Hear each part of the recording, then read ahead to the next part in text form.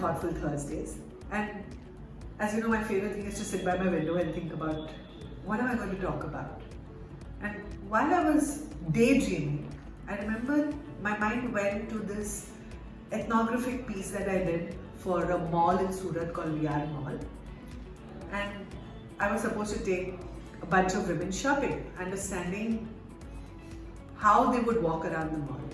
And that's the power of doing ethnographic research, which is called non-intrusive research, where you just tell the person that I want to go shopping with you. Of course, the jaw drops when they say, do you want to go shopping with me? You know how long it's going to take.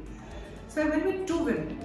One was a younger girl, I think she was 16 or 17, and the other was a 35-year-old, well-versed with life. And what is interesting is when I went with the younger girl, she was so focused that she wanted to go to Zara. And she spent about 2-3 hours over there. And as she was walking, she tried this dress, she tried that dress, and she called her mom to check out which of the two black dresses did well. And I sat there peacefully. And she then called me and said that, what do you think? I said, whichever you like, and this looks of course better. But when it came to the payment counter, though there was a sale at Zara and her heart was set on that dress, of course there was a budget that I had given her, the dress was about 3,500. So I said, okay, I'm paying this. Then mother said, no, I now need to call your dad because this has gone over our budget. So somewhere in the mind, the mother had this fixed amount where she could play around with. But if it went over a particular amount, she would have to call her dad. So I said, don't worry, I'll pay the remaining, let her have the dress. But what it taught me is on the spur of the moment to do that, because that is how life's decisions are made. The mother would have had to call the dad would say why you need it, and then the child would be unhappy and would have never picked up the dress. But what I learned is the woman had a budget and a mind of flexibility to pay for something without asking her husband. And I think that dynamic of what the woman of the house can do in a decision-making power and ability, even when it comes to economics at a store, is very, very important. So that was my first learning. Then what I realized is this girl went to two shops, one a Shoppers Stop in West Side and then went back home.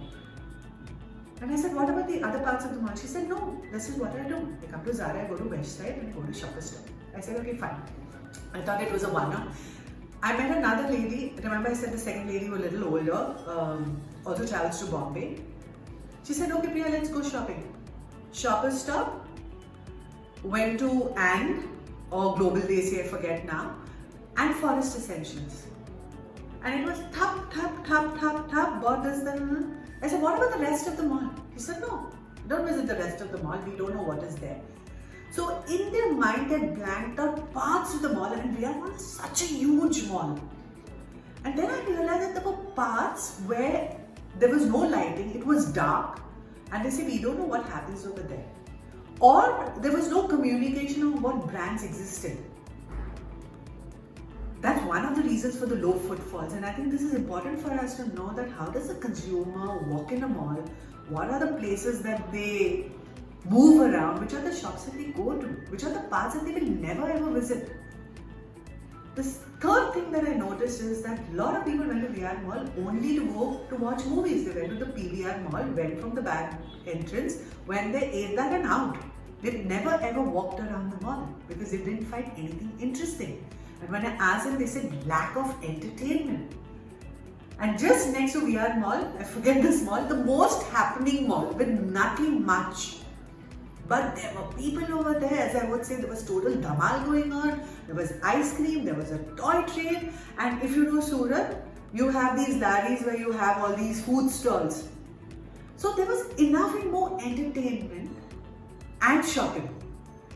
And that was a learning that there were two malls, but one had got the entertainment right, had got the shopping right, had got the mix right. And these are the learnings that are very important, and I would encourage a lot of young researchers or even senior researchers, walk around. Do ethnographic visits, so just walk around and be a customer. Spend some time not sitting in your room and saying, hey, what is the real problem and challenge that this particular brand has, or what is the consumer facing? And many of the answers don't come just by sitting in our offices. They come by we walking around and being customers ourselves. If you like what I say and you want to know more, reach out to us.